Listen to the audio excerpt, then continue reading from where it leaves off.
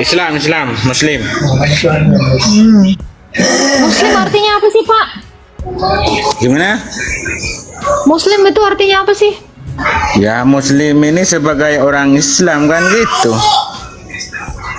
Sama dengan Islam artinya agamamu. apa? Islam Sama. artinya apa? Ya Islam lah artinya apa? Islam lah itu nggak aja. tahu. Ada begitu banyak kata di dunia ini. Nggak mungkin sesuatu kata itu tidak punya arti kan? Ya memang punya artinya sudah tahu. Islam yaitu Islam tuh? lah. Islam adalah Islam. Gimana itu Islam adalah Islam? Artinya apa lagi Mbak? Nanti saya mau tanya balik sama Mbak Agatha nih. Anda kan Kristen. Terus artinya Kristen apa? Pengikut Kristus. Ya sama lah, kita punya Tuhan Allah. Loh, jangan disamain. Tuhanmu nggak jelas kok. Bingung aja. Tapi pengikut Islam dan pengikut Allah. Kami pengikut Kristus, makanya Kristen. Kami bukan dikatakan Islam, pengikut Allah. Dalam Pak, Saya mau sama-samain, tanya Pak. sama Mbak Gita nih. Katanya Mbak Gita nih pengikut Yesus. Terus Saya Yesus bukan paling Gita, Pak. Saya bukan Gita, Agatha. Nah, Mbak Agatha katanya pengikut Yesus. Yesus paling benar menurut Mbak Agatha. Terus apakah di dalam Kristen itu ada yang menghafal Alkitab, Mbak Agatha? Fungsi menghafal apa, Pak? Ya menghafal Alkitab tanpa membaca, tanpa menengok. Enggak, Apakah saya ada? tanya, menghafal itu fungsinya apa? Faedahnya apa? Ya faedahnya Apakah dengan kan menghafal? segala sesuatu Alkitab Anda kan tahu, enggak? Gini, Pak, apakah dengan menghafal saya itu langsung dapat 72 bidadari? Saya tanya dulu. Ini faedahnya apa? Kalau menghafal itu tidak bikin kau mati, ya saya hafal. Masalahnya sudah menghafal tapi nggak bisa membuat saya tetap hidup 2000 tahun Iya, ya, Pak? jawab. Kalau bisa tapi enggak menghafal Alkitab Anda itu di dalam Kristen. Anda bisa menghafal Quran? Ya di dalam Muslim banyak, bukan cuma Enggak, saya tanya Anda. Anda hafal Quran? Saya tahu tapi nggak menghafal. Enggak, saya tanya Anda hafal nggak? Kan beda tahu dengan hafal. Anda tak hafal Saya nggak? tahu tapi tidak menghafal. Ya udah, kenapa kau nanyakan saya? Ya berarti, Coba gue nanya, Tak. Yesus bohong dong. Coba gue tanya, Tak. Pak Dika ini nama panjangnya dikafirin apa gimana ya? Gimana? Nama panjangnya dikafirin apa gimana?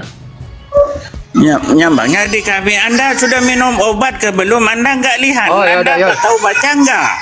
Oke, tadi kan Anda bilang kalau Anda itu tahu ayat Al-Quran. Nah, Itu di mana, terus? Pak? Kalau Rasulullah dikatakan orang gila itu di ayat mana ya? Siapa yang bilang? Anda yang bilang atau saya yang bilang itu? Al-Quran yang bilang, Pak. Kapan Al-Quran? Kapan? Anda kan bukan Muslim, Anda kan tak tahu. Kok bilang gitu? Loh, yang tahu itu saya, bukan Anda. Ya saya tanya, ada nggak di Al-Quran Aduh. seperti itu? Ini Pak. Ya Anda tanya, terus walaupun Anda tahu ngapain tentang agama saya, kan gitu. Pak Dika. Bentar dulu. Yang dikatakan Juni tadi ada di dalam Qurannya, saya bacain ya. Al-Hijr ayat 6. Nabimu memang dikatain gila. Mau saya bacain? Mau saya bacain nggak? Iya bacain, kalau Anda tak tahu baca Al-Quran enggak? Kamu? Anda tahu? Loh, ya saya Muslim mesti tahu lah. Oh ya udah, kalau gitu silakan baca. Terus ngapain mau bilang sama kamu mau baca? Itu kan pribadi saya.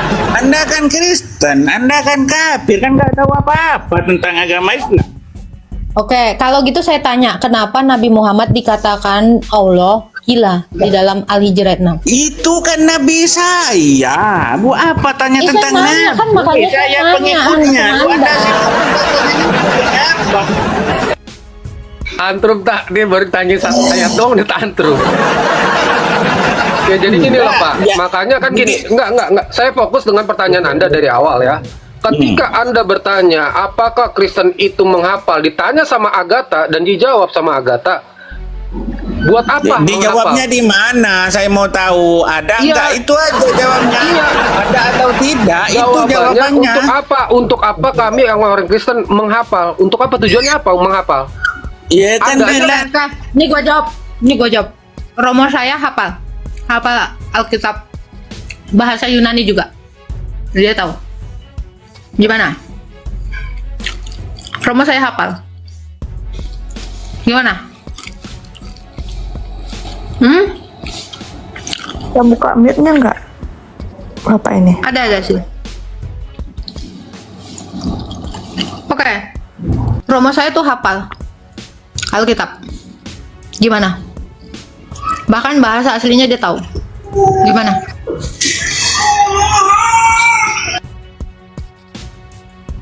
Gimana bro? Kami nggak mau riah orangnya.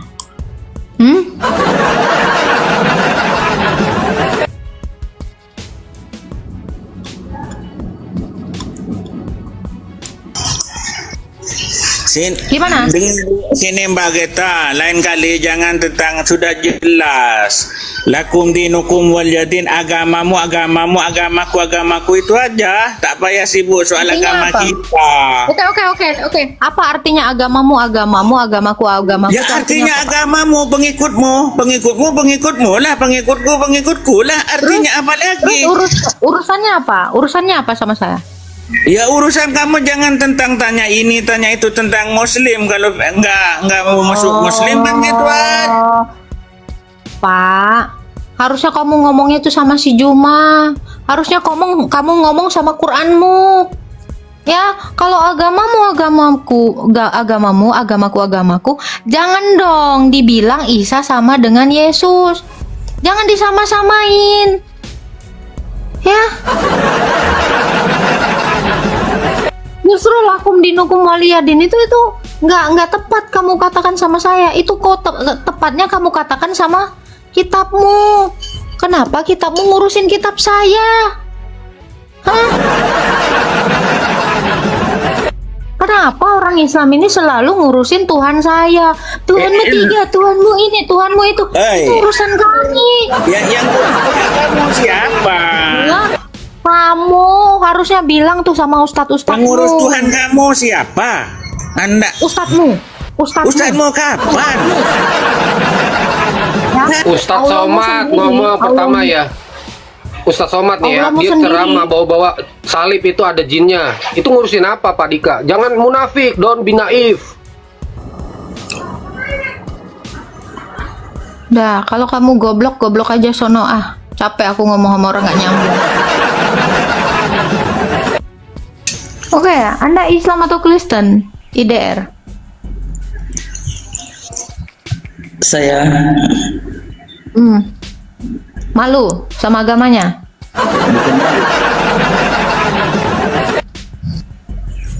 Islam. Nah, gitulah. Silakan mau bertanya apa, Bro?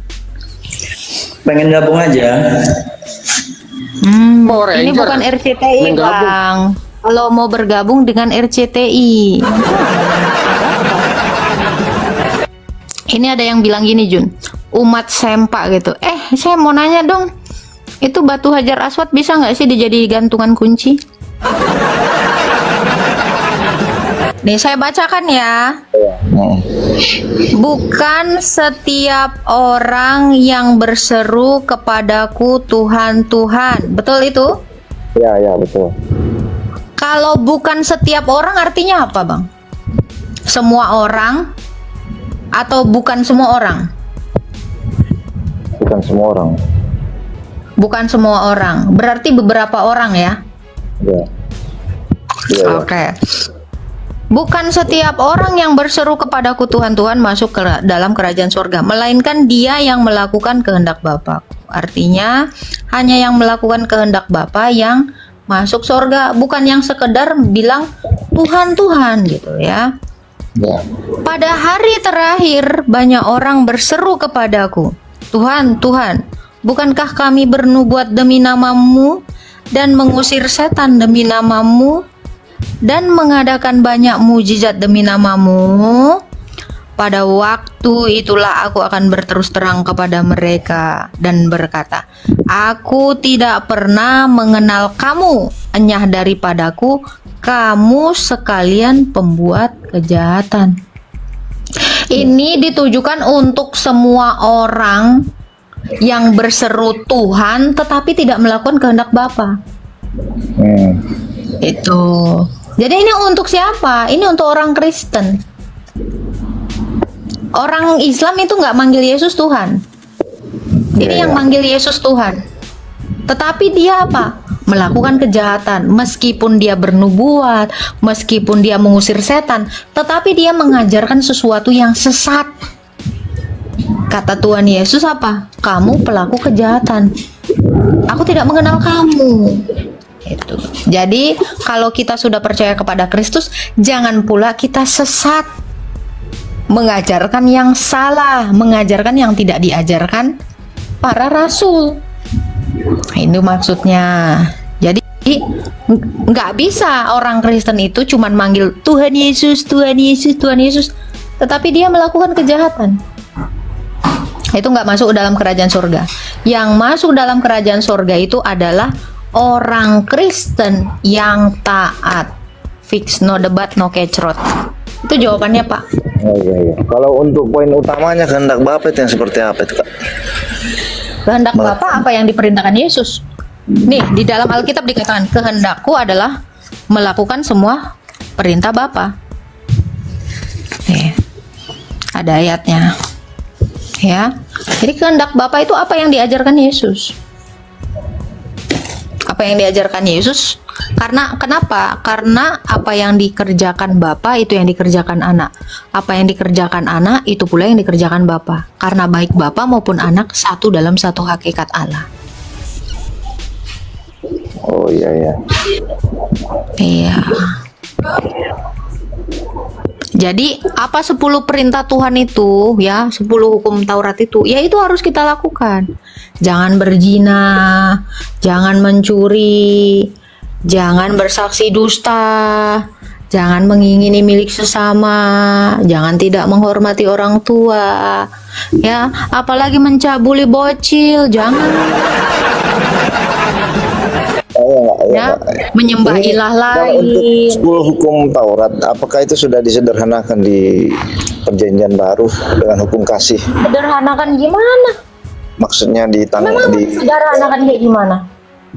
maksudnya kan pernah saya lihat di ayat Alkitab dikatakan bahwa 10 hukum Taurat itu sudah disederhanakan di dalam hukum kasih. Nggak ada tulisannya disederhanakan. Justru lebih detail sekarang di hukum kasih. Misal dulu jangan berzina, ya kan dikatakan jangan berzina, tapi di hukum kasih kita memandang aja dengan pikiran kotor itu sudah berzina. Justru lebih detail di hukum kasih gitu loh. Jadi gini Pak, kan ada di dalam Alkitab kan, ada seorang murid Yesus yang berkata gini, Guru, apakah hukum yang utama dan yang terutama di dalam kitab Taurat? Ya, kasihilah Tuhan Allahmu dan kasihilah sesamamu.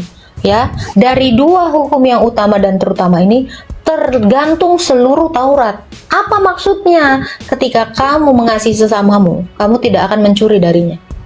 Ketika kamu mengasihi sesamamu, kamu tidak akan mengambil istrinya atau suaminya. Ketika kamu mengasihi sesamamu, kamu tidak akan bersaksi dusta. Ketika kamu mengasihi Allahmu, kamu tidak akan menyembah ilah lain, apalagi menyembah hawa nafsumu. Ya, ketika kamu mengasihi Allahmu, kamu itu akan juga menuruti kehendak Bapamu, kan gitu. Jadi nggak ada disederhanakan. Justru kasihi Tuhan Allahmu dan kasih sesamamu ini adalah pokok utama dari semua perintah itu, dari semua hukum Taurat itu. Jadi itu maksudnya bukan disederhanakan, justru Yesus itu menggenapinya. Dijelaskan lebih dalam lagi sama seperti yang dikatakan Juni. Nih contoh ya, jangan membunuh. Yesus menerangkan apa? Jangan membenci. Membenci itu sudah membunuh. Yesus menjelaskan itu. Kenapa? Karena dari benci timbul dendam. Dari dendam timbul keinginan marah untuk menghabisi nyawa seseorang. Kalau seseorang sudah ingin menghabisi nyawa seseorang yang lain, berarti dia sudah tidak mengasihi sesamanya. Jadi bukan artinya ditiadakan, melainkan digenapi. Kalau dulu di dalam pandangan orang Yahudi, jangan membunuh itu artinya apa? Ambil pisau, tancap, ces. Itu, jangan melakukan seperti itu. Tetapi lebih dalam lagi Yesus mau menerangkan, ketika kamu membenci, kamu sudah membunuh. Kenapa? Karena itu tadi. Begitu pikiran jahat itu timbul dalam hatimu, dalam pikiranmu, meresap dalam hatimu, dan itu berbuah, melahirkan kematian. Nah itu. Jadi bukan disederhanakan, lebih diperdalam justru. Oh iya. Tadi Bro Juni itu bagus itu menerangkan. Bukan disederhanakan ya, apalagi disempurnakan. Enggak, yang ngaku-ngaku disempurnakan itu apa? Di sini udah lebih sempurna loh, di hukum kasih. Iya. Ya, itu tadi betul yang dikatakan si Juni ya. Jangan berzina. Kalau dulu di dalam pikiran orang Farisi, orang Yahudi, jangan berzina itu apa? Kamu belum menikah atau kamu tidur dengan pasangan orang lain itu berzina. Tetapi Yesus ini menerangkan lebih dalam lagi. Ketika kamu melihat sesuatu, lalu kamu menginginkannya, itu kamu sudah berdosa. Karena dari pikiranmu kamu menginginkan, kamu berniat untuk melakukan sesuatu yang jahat ketika kamu punya kesempatan. Jadi nggak ada itu hukum Taurat itu ditiadakan, melainkan semakin digenapi dan diperkuat. Gitu Pak. Jadi yang tadi itu ya, Matius 7 ayat 21, 22, 23 itu Pak. Jangan kita menjadi orang yang mengaku Tuhan kita Yesus, tetapi kita mengajarkan yang salah. Tetapi kita angkat dulu Pak, itunya teleponnya Pak. Gitu. Ya, jangan kita juga manggil Tuhan Yesus, tetapi kita melakukan kejahatan, memberitakan Injil yang berbeda dari apa yang diberitakan oleh para rasul. Nah, itu tidak benar. Even sekalipun kamu bernubuat, mengusir setan, menyembuhkan, tetapi ajaranmu salah. Tuhan Yesus bilang apa? Kamu pembuat kejahatan, aku tidak mengenal kamu. Jadi hati-hati dengan ajaran sesat. Itu konteksnya. Betul ya Bro Jun? Iya, betul. Bentar ya, makan dulu. Siap. Itu Pak. Jadi konteksnya itu adalah untuk pengajar-pengajar sesat. Ada lagi Pak Nathan yang mau ditanya. Sil, mungkin ada yang mau kami sampaikan Sil? Si Sylvia sinyalnya nih apa? Satu bar. Enggak Kak, aku lagi balas-balas si Irwan di bawah. Irwan naik aja lah daripada jadi keyboard warrior. Naik aja Irwan. Oke. Ada lagi Pak yang mau ditanyakan Pak? Oh ya, ini saya mau tanya lagi. Ini kan berdasarkan banyak pertanyaan dari tetangga sebelah. Kan selalu ditanyakan, kan tujuan untuk Allah mengaruniakan anaknya yang tunggal untuk karya keselamatan. Nah, mereka selalu menanyakan, terus untuk apa mati? Turun kerajaan ke dalam kerajaan maut. Itu visinya itu untuk apa itu? Oke. Saya jelaskan dengan ringkas. Tuhan Yesus itu kan berjanji kepada Adam, berjanji kepada para nabi-nabi, berjanji kepada orang-orang di perjanjian lama bahwa dia akan menyelamatkan mereka. Dan Yesus turun ke dalam kerajaan maut untuk menggenapi janji itu. Sekaligus memberitahukan kepada manusia yang masih hidup bahwa aku itu bisa mengalahkan kematian. Dia membuktikan bahwa satu-satunya ketakutan manusia, apa itu? Yaitu kematian. Itu sudah dikalahkan oleh dia. Melalui aku, ketakutanmu itu bisa kuhancurkan. Jadi itu, Yesus itu menggenapi janjinya kepada orang-orang di perjanjian lama, sekaligus membuktikan kepada orang yang hidup bahwa dia adalah Allah yang benar. Dialah Allah yang dapat mengalahkan kematian itu. Itu simpelnya Pak. Oh iya. Berarti sama halnya Tuhan Yesus jatuh ke dalam masuk ke dalam kerajaan maut untuk menyebarkan juga karya keselamatan kepada orang terdahulu ya. Bukan menyebarkan karya keselamatan Pak. Kan dia memang ditulis di situ memberitakan keselamatan itu, kan dia sang Injil itu. Dia memberitakan keselamatan itu, maksudnya adalah dia mendeklarasikan kepada orang-orang di perjanjian lama. Kan dia ini berjanji kepada Musa, berjanji kepada Ayub, bahkan dia berjanji kepada Adam dan Hawa bahwa dia akan menyelamatkan seluruh umatnya. Itu. Jadi janji itu dia genapi. Seperti itu, Pak. Oh iya ya. Oke. Hukum Taurat yang digenapi, maksudnya tadi itu digenapi bagaimana itu, atau coba lebih detail lagi dijelasin. Oke. Seperti apa ya? Digenapi itu artinya ditunaikan atau diselesaikan, Pak. Tidak ada satu orang pun di dunia ini, ya, dari zaman dulu sampai sekarang ini yang bisa menggenapi seluruh hukum Taurat ini. Satu pun. Karena di dalam Alkitab dikatakan, kalau hukum Taurat itu satu tidak dikerjakan, semuanya ini batal. Jadi hukum Taurat itu tergantung bagaimana orang yang melakukannya. Kalau orang yang orang tidak melakukan hukum Taurat, dia tidak bisa selamat. Dan ini seperti kutukan. Karena tadi itu satu aja misalnya tidak menghormati.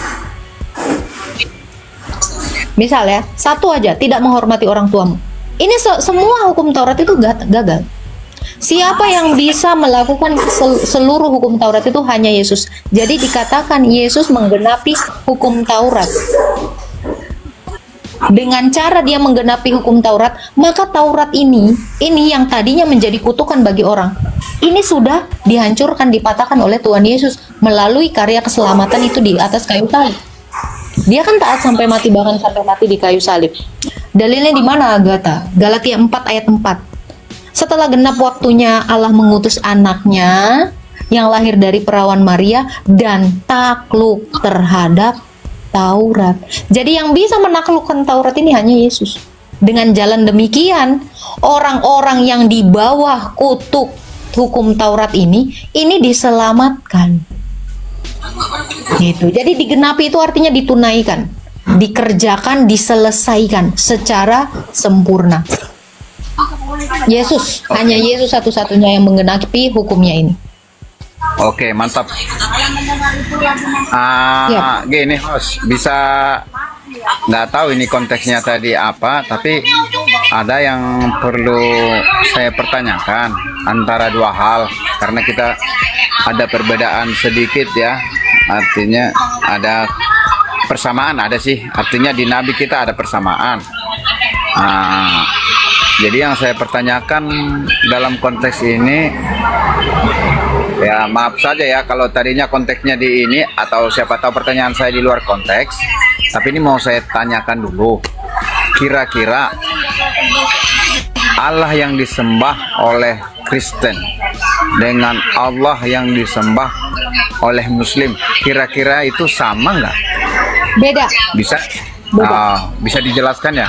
Coba dijelaskan. Oke. Saya mute dulu ya, Pak. Terlalu berisik, dengarkan ya. Kenapa saya katakan beda ya? Karena Allah yang di RT 6 ini tidak mengenal hukum Taurat. Allah yang di RT 6 tidak mengenal siapa nabi-nabi yang dia utus. Allah yang di RT 6 tidak mengerti apa itu Mesias. Allah yang di RT 6 tidak mengerti konsep kurban. Allah yang di RT 6 tidak tahu tentang Mazmur Daud, tidak tahu nubuatan, tidak tahu tujuan dia mengutus nabi-nabi dengan jalan cerita yang demikian. Kalau Allahnya sama, tentu Allahnya itu akan tahu bahwa apa? Di dalam Mazmur 147 ayat 19-20, Tuhan itu sendiri berkata apa?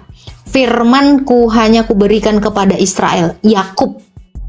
Ketetapan-ketetapan-Ku hanya Kuberikan kepada Israel. Aku tidak berbuat demikian kepada segala bangsa, dan hukum-hukumku itu tidak mereka kenal. Kalau Tuhan RT 6, justru dia menyampaikan firman itu kepada orang di luar bangsa Israel. Tentu ini berbeda. Jadi kalau mau dikatakan apakah sama, apakah beda? Jauh sekali bedanya. Dia tidak mengenal apapun. Kemesiasan aja dia tidak mengenal. Bahkan dia tidak tahu arti Al-Masih. Gitu. Jadi jangan disama-samain. Mereka mungkin ingin menyamakan, seolah-olah Tuhan mereka lah yang datang kepada Abraham, seolah-olah Tuhan mereka lah yang datang kepada Musa, seolah-olah Tuhan mereka lah yang datang kepada Daud, padahal tidak sama sekali. Tuhan di sana itu adalah Tuhan negeri Mekah, bukan Tuhannya bukan Tuhannya Abraham, Ishak dan Yakub. Jadi berbeda, Pak. Seperti itu, Pak. Ya, aku tambahin ya. Kalau di Islam itu kan Allah itu nama sesembahan. Beda sama kita yang Kristen itu sesembahan, yang artinya itu hakikat, bukan nama. Oke, sepertinya udah paham ya Pak Kapi ya, Pak Adi ya. Oke, ini ada Krista Basa. Silakan Krista Basa. Halo. Oh, Krista Basa. Krista Basa 1. Oke, mungkin hostnya takut sama gua. Iya dah, biar lu seneng aja.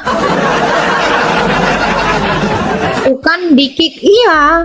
Ini kalau nggak ngomong di room saya, ya saya kick. Kayak jangan cosplay jadi Hajar Aswad di room saya ya. Nggak bisa ngomong ya. Ini kan beda.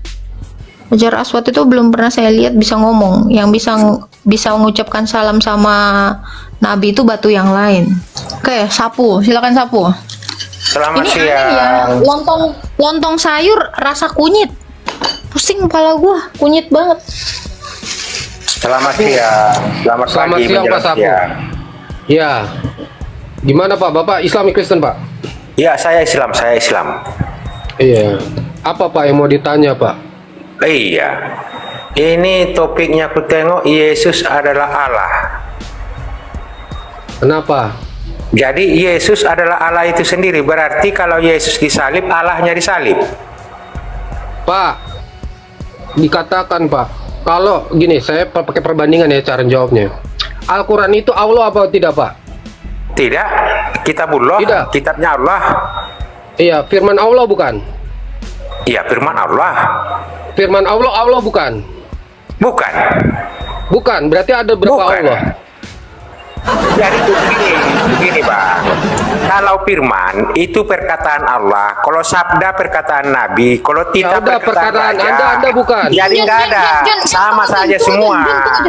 Jadi itu hanya Ini saya bicara dengan sebatas, siapa? itu hanya sebatas Bentar, saya penggolongan bicara kata dengan di siapa, dalam Pak? bahasa Indonesia. Oke. Ngomongin bahasa Indonesia. Saya bicara dengan siapa? Dengan sapu jagat. Oke, sapu jabat ini suaranya. Ya, sapu jagat ini suaranya gimana?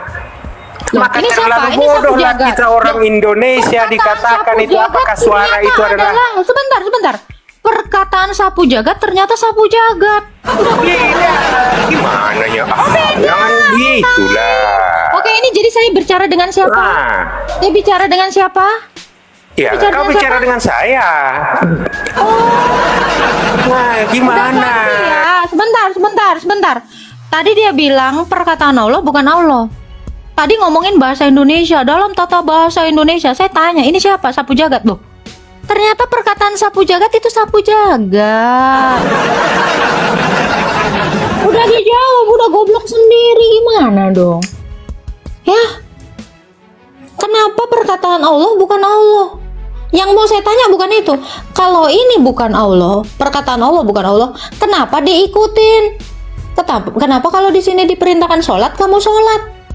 Kamu lagi menuhankan makhluk loh. Kak, Bro Juni, aku mau turun dulu ya. Shalom. Siap. Sylvia. Heh?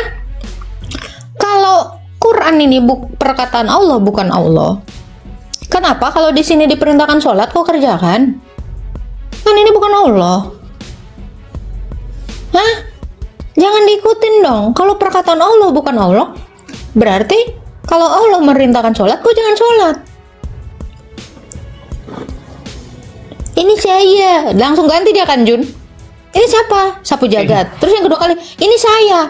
Di najis.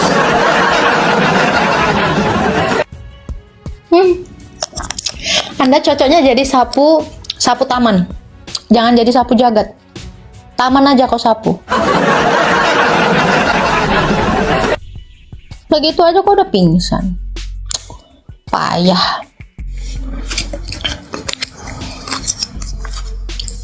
Sapu WC aja.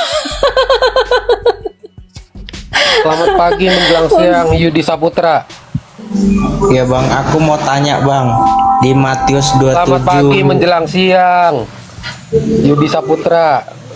Iya bang, selamat siang ya. Aku mau Silakan. tanya bang, di Matius 27 ayat ke-48 itu bang, coba bacain bang di Alkitab itu bang. Kok aku tengok di Google kok Yesus mati diracun bang.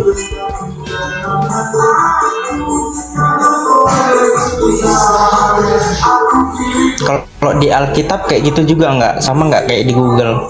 Oke, Bang. Saya kitab suci kami itu Alkitab, bukan Google. Ya, itu Alkitabnya, coba aku pengen baca, betul nggak itu? Oh, ya udah, silakan. Anda mau bertanya apa? Silakan. Mau nanya apa? Enggak, yang di Matius 27 ayat ke-48, coba bukain dong kak. Coba dibaca. Kan Anda mau bertanya. Masa nggak modal sih? Iya. Nanti kita jelasin. Oke, Anda baca dulu ya. Anda baca dulu di bawah, catet, baru ditanya. Di situ empedu apa? Cuka campur empedu ya? Apa namanya? Anggur asam dengan empedu. Ya, itu ada nubuatannya juga di kitab Perjanjian Lama ya, Jun ya. Halo, suara aku kedengaran nggak, Jun? Dengar. Mazmur 69 ayat 22. Iya. Dikatakan di dalam Mazmur itu apa? Anggur bercampur empedu kan? Memberi aku, bahkan mereka memberi aku makan racun, dan pada waktu aku haus mereka memberi aku minum anggur asam. Racun? Bentar. Mazmur berapa? Coba 6922. Mazmur 922. Saya pakai Septuaginta ya. 9. Saya agak jijik 69. sama Mazmur. Mazmur 9. berapa? 69.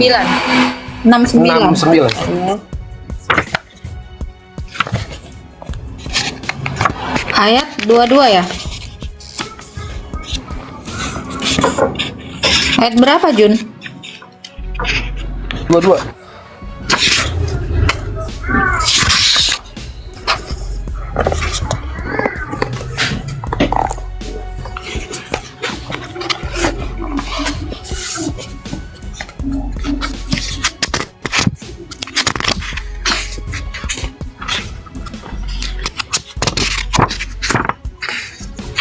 Ini ya.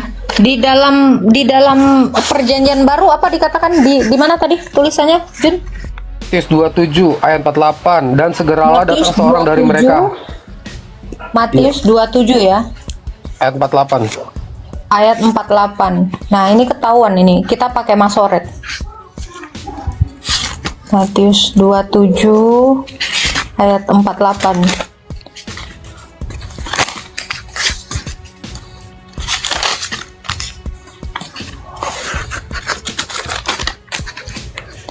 Oke, dikatakan ini. Dan segeralah datang seorang dari mereka mengambil bunga karang, mencelupkannya ke dalam anggur asam, lalu mencucukkannya pada sebatang bulu dan memberi Yesus minum.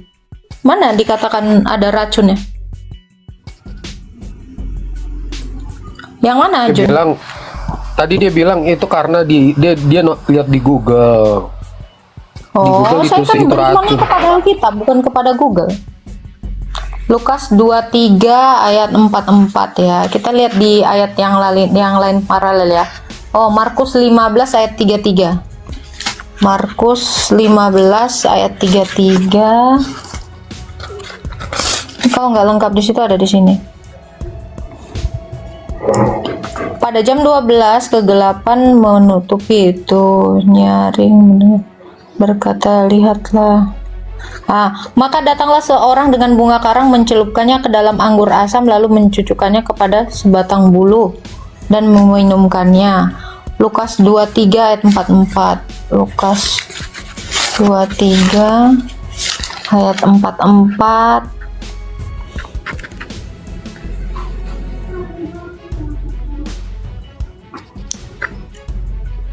Nggak ada sih, dikatakan racun nggak ada juga.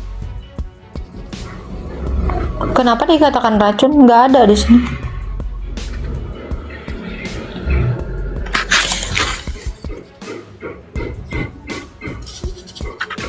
Yohanes 19. Nggak ada ya. Anggur asam itu bukan racun, bukan. Nggak ada. Jangan nipu lah, jangan bohong. Nggak ada sama sekali tuh.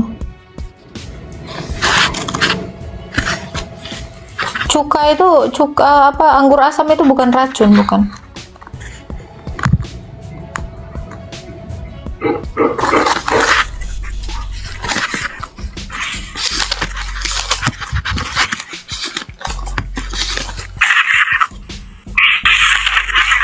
Yohanes 19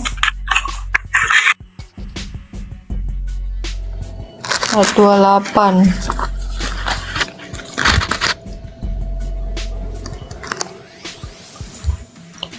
Nggak ada, penuh dengan anggur asam, nggak ada racunnya di situ. Bohong banget sih.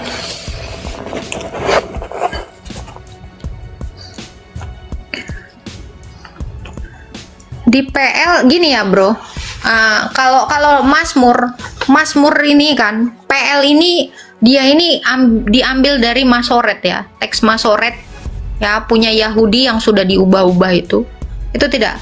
Tapi yang benar itu adalah yang di Perjanjian Baru. Kenapa? Karena para rasul itu bawanya Septuaginta. Mereka mengutip semua nubuatan yang ada di Perjanjian Lama. Makanya dikatakan teks Masoret ini adalah teks yang tidak asli. Karena ini baru ditulis abad 10. Abad 9, abad 10. Jadi kita itu bisa ngelihat yang benar itu adalah di Perjanjian Baru. Jadi kalau di Masoret ada dikatakan racun, itu teks yang baru ditulis abad 10, abad 11. Nah, itu bukan dasar kitab suci kita. Gitu ya. Karena memang Masoret sendiri ya, kitabnya orang Yahudi Rabinik yang sekarang ini, mereka itu mau menghilangkan seluruh nubuatan tentang Yesus Kristus, tentang Sang Mesias itu. Jadi itu tidak benar. Anggur asam itu bukan racun, bukan. Oke, kita naikkan dulu nih. Yang bilang gua ngeles itu naik. Ngelesnya apa? Ngelesnya apa sih Matupang? Mazmur 69 nomor 22. Baca. Mazmur 69 ayat 22. Coba baca. Pada saat mereka memberi aku racun, dan pada saat aku haus mereka memberi aku anggur asam. Itu nubuatan. Anggur asam ada, tapi nggak ada racunnya. Mereka memberi aku minum racun. Nggak ada. Baca aja lah. Buka di kitabmu itu, Mazmur. Ya.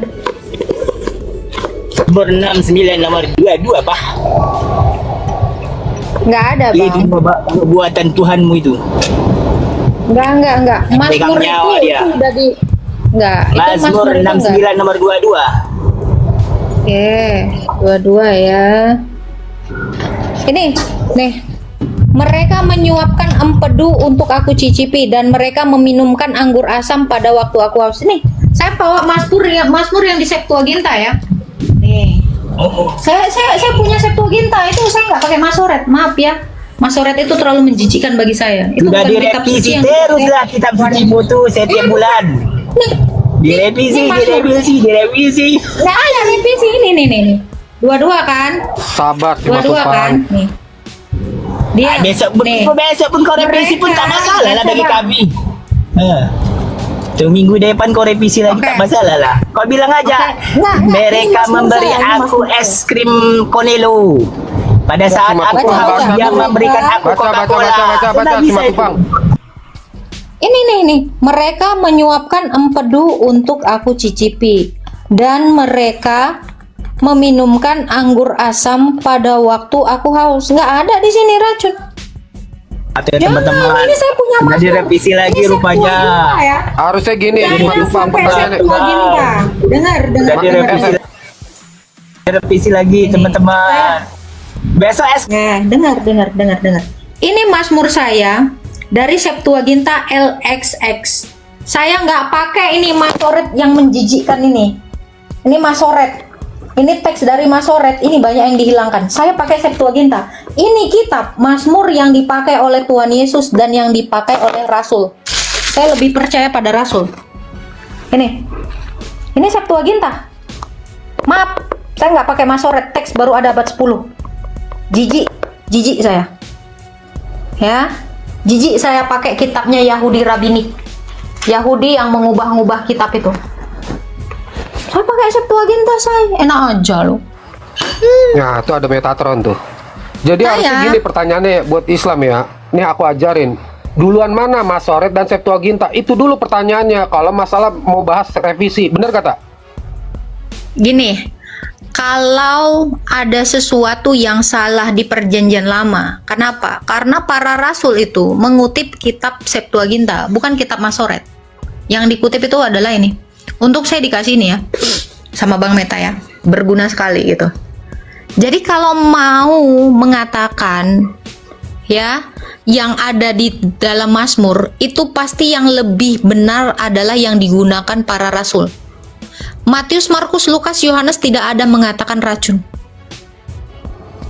Tidak ada sama sekali mengatakan racun. Itu anggur asam. Jadi jangan dibilang dia mati karena keracunan. Jangan menipu ya. Saya pakainya Septuaginta. Saya nggak pakai itu teks-teks botol.